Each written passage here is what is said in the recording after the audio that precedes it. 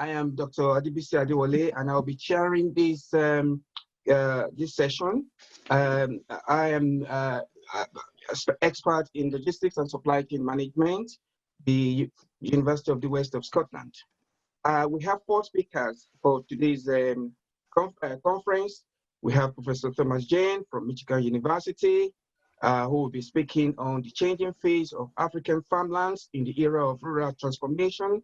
We have Professor John Murinde, School of Oriental and African Studies, University of London, who will be speaking on the fine tech revolution in Africa. We have Professor Lanrewaju Olaniyan, University of Ibadan, Nigeria, who will be speaking on youth employment, employability, and the future of work in Africa. We also have Professor Toyin Falola, University of Texas, United States of America, who will be talking on charting the pathway for African economic development in the 21st century. I will be actually calling on the keynote speakers as I actually called out their names. So I'm going to go to call Professor Thomas Jayne.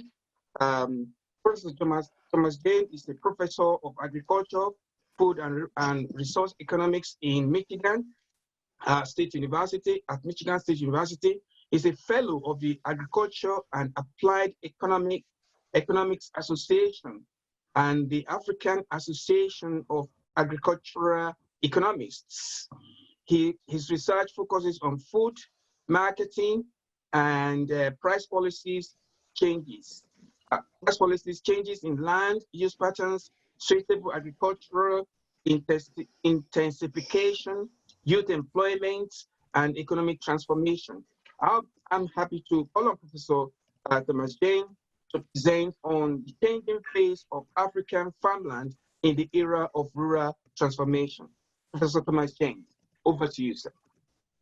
Great. Thank you so much, Victor. And good afternoon to all of you that are in the UK and in Africa. It's a pleasure to be here. John, I want to thank you for the invitation to present here. Let me take just a moment to put up the PowerPoint. I'm going to, okay, it's just take me a second to get the screen share.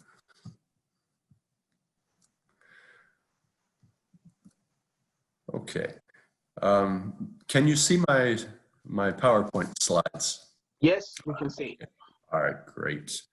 Let me also just pick up on John that that we do get a chance to all meet in person in the next time, and it'll be a pleasure to have face-to-face interactions again after a very unusual year where we haven't been able to do that. Okay, so let me introduce the topic. I think this is probably, in my view, one of the most interesting and important things that are happening right now in African agriculture, about how dynamic agriculture is, and how, in many cases, the people, the type of people who are entering into African agriculture and the dynamism that it's bringing is something that I wanted to highlight in this keynote today. My authors, there are many.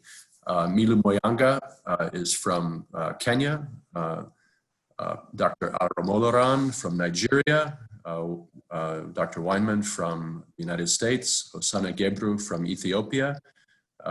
We have authors from Zimbabwe, Belgium, and Tanzania as well. So it's quite an international group.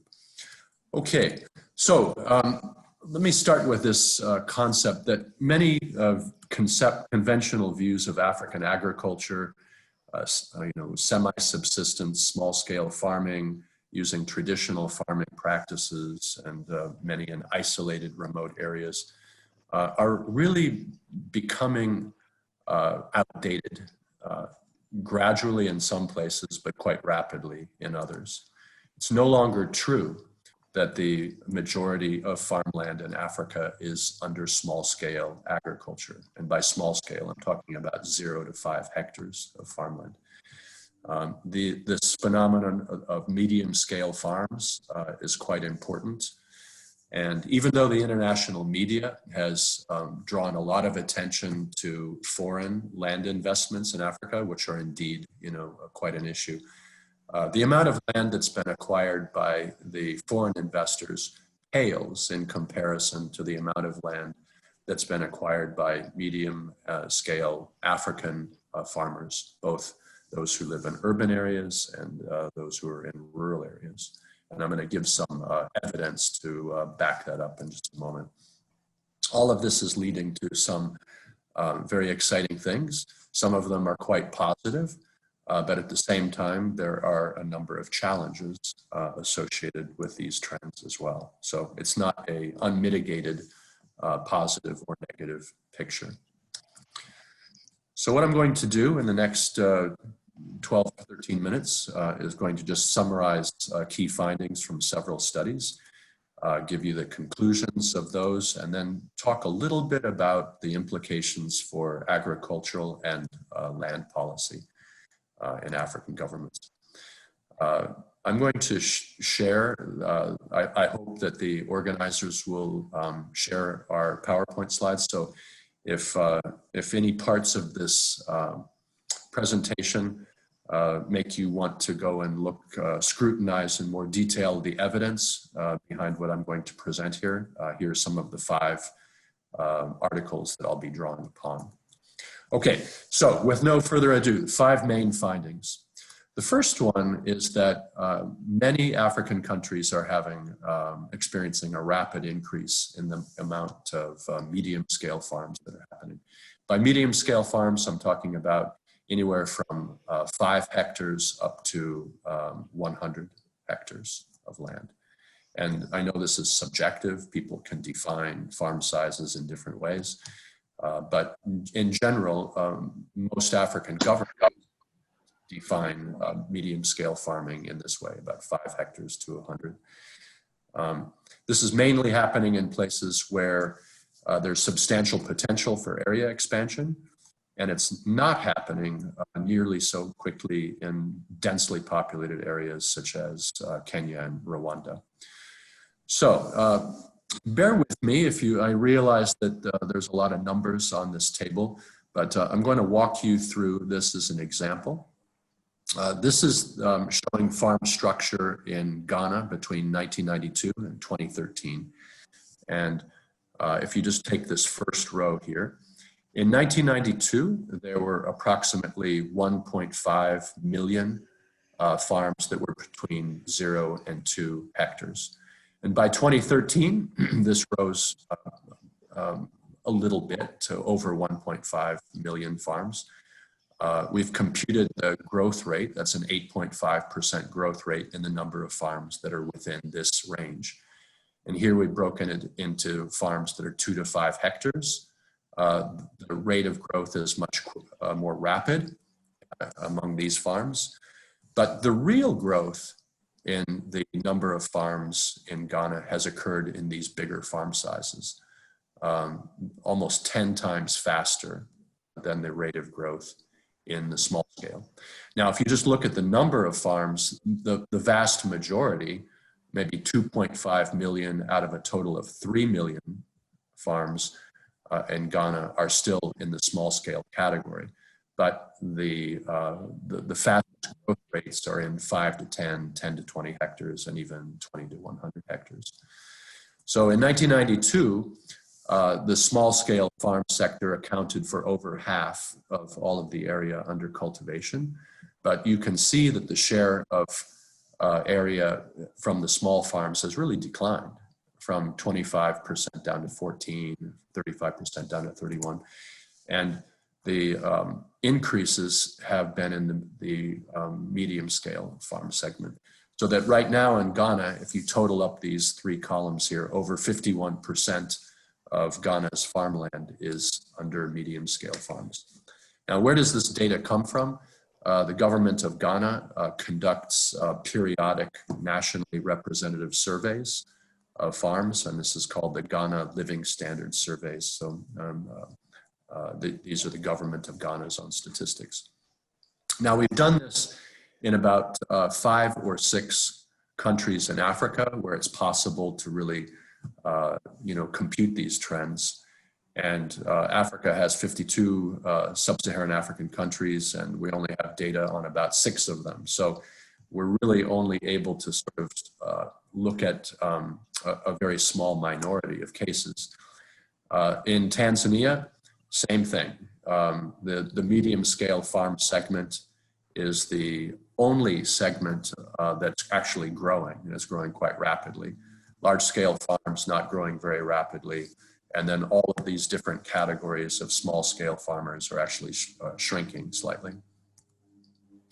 Now, sub-Saharan Africa has achieved the highest rate of agricultural growth of any region in the world since 2000. So some very positive things, and I think this is really underemphasized.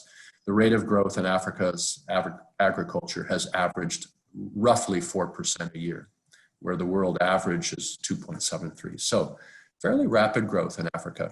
And the question arises, where is that growth really emanating from? So what we did to analyze this was we took 3 countries where over time we were able to compute changes in the value of agricultural output nationwide. And we disaggregated this into farm size. So from Tanzania, from 2008 up until 2014-15, we were able to look at, over these 2 periods of time, compute how much agricultural value grew by, and then look at which farm size categories accounted for that. And what we found is that farms between 5 and 10 hectares accounted for about 26% of all of the additional output growth in Tanzania. And farms that were over 10 hectares, another 1/5. So if you combine it, these 2 categories accounted for slightly less than half of all of the additional output growth in Tanzania. In Zambia, same thing. The medium scale components accounted for 45% of all of the production growth that happened in Zambia.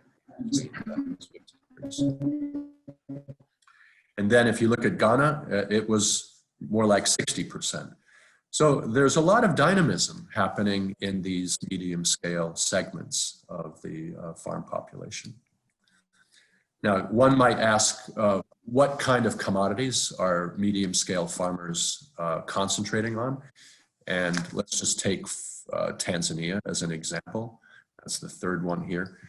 I don't know whether you can see my cursor, but when you look at grains, roots, and tubers, the medium scale farms in the first year, 2008, were accounting for 18% of all of the marketed grains, roots, and tubers in the country. But within a short period of time, only 6 years, by 2014, they accounted for 36% of the marketed output for grains, roots, and tubers. There was a particularly high expansion in legumes and oilseeds, soybeans, and responding to the massive increase in demand for cooking oil in urban areas. So these medium scale farms have really gotten into oilseed production and helped to fuel a lot of the local production growth there. I put Rwanda here because this is not happening. I need to emphasize this, that this medium scale farm phenomenon is not happening everywhere. And in Rwanda, as you can see, there's very, very little action on medium scale farms there. So it's the densely populated areas we're finding are having a fairly slow rate of growth of medium scale farms. But where there is land, they're growing quite rapidly. Now, what are the causes of this change in farm structure? Well, the first one has to do with the rise of world food prices back in 2006, 7, and 8. And food prices remained relatively high for the next 8 to 10 years after that. And when the terms of trade globally sort of moved in favor of agriculture, this gave incentives for people to start investing in farmland and getting into crop production. And as I said a moment ago, even though the international media made a big deal about the international investors One might have asked, why wouldn't African investors do the same thing and have the same incentives? And in fact, they did. So that is a big part of it. If you look at the farm lobbies in many countries in Africa, you see that medium-scale farms are really dominating representation. Even though the farm lobbies are sometimes set up to be representatives of small-scale, medium, and large-scale farms, in fact, you see a disproportionate influence of medium and large-scale farmers representing these organizations. So there has been some analysis by other people that's looked at this question and concluded that there's political economy issues that are also driving the land policies that are favoring the takeover of land by medium-scale farms. Rapid population growth and how this is affecting farm size distributions is through fragmentation and subdivision of densely populated areas. And so this is kind of increasing the number of farms on the small side, even while the number of farms on the large side is also increasing at the same time. As land constraints become more binding in many areas, this is contributing to youth outmigration out of rural areas. And there's quite serious challenges to youth access to land that are accompanying all of these issues as well. I want to, it would be remiss of me not to mention this, that in these data sets that we're looking at, they have land price information. And land prices in many parts of rural Africa are simply skyrocketing. Take a look at, let's say, Nigeria over here on the right-hand side. In the short span of 6 years, between 2012 and 2018, land prices have almost tripled. And that's even in the remote areas that we are looking at. Land prices are skyrocketing in these areas too. They're rising less quickly in places where traditionally land abundant areas like Zambia and Tanzania to some extent, but just massive increases in the densely populated areas. Now, the second finding to highlight is that the pathways, one might ask, who are these medium-scale farmers and how do they get into becoming medium-scale farms? This varies. We've done surveys of medium-scale farms in about 5 or 6 countries now. Some of them are small-scale farms who have been successful, who were commercializing and then they reinvested their incomes into agriculture and expanded their land.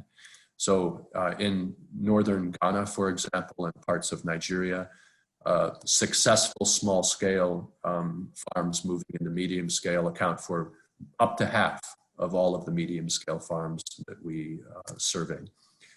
I just say you have 4 minutes left, sir. Okay, great, thank you. Thank you. The second group are relatively wealthy rural people who have perhaps been, relatively wealthy rural people using non-farm income to invest in farmland. And then the third phenomenon here, and this is especially important in places like Malawi, Zambia, are urban people who reinvested their non-farm incomes into land and acquired land and then started to become farmers. So these are the 3 main pathways. And as I said before, the relative emphasis of these 3 pathways varies a little bit from one country to the other. Okay, in the interest of time, let's look at the tenure status of fields that were acquired by medium-scale farms before and after acquisition. If you look on the left, you see that most of the land that was acquired by medium-scale farms was formerly customary land, but after acquisition, they were able to convert that land to leasehold and into private freehold land. So you're seeing part of this change in land tenure structure from customary into leasehold and private freehold individualized tenure resulting from this. There are a number of, I'll call them general equilibrium effects that we have found once medium scale farms start to come into a certain area, some of which benefit small scale farmers around them, and some of which are not so favorable to small scale farms around them. I'll have to gloss over that for interests of time. When we talk about the implications for agricultural policy, the rise of these medium scale farms does not in any way invalidate the importance of a smallholder-led strategy or a smallholder, the need to promote and support smallholder agriculture. So I wanted to emphasize here that maintaining the focus on supporting the productivity of smallholder farmers is still a key priority. But governments, most governments, or let's say many African governments, are very much supporting medium scale and large farm investment through the land bills and the price supports and so forth that medium scale farms are benefiting from. That's been 30 seconds to round up, sir. Okay, thank you, Chair. Medium scale farms appear to be a source of productivity growth for smallholder farmers. And then for land policies, there are very major implications for land policies to protect the selling off of customary land. At least there needs to be a lot more transparency in how unutilized customary land is transferred to individuals, and land laws that support individualized tenure. We have to realize that that is likely to result in a lot of smallholders selling their land after they have individualized tenure, and this may contribute to land consolidation. So Chair, with those few remarks, let me thank you, and I look forward to discussing these issues in the open sessions. Thank you very much. Thank you very much, Professor Thomas Jayne. That was a brilliant presentation.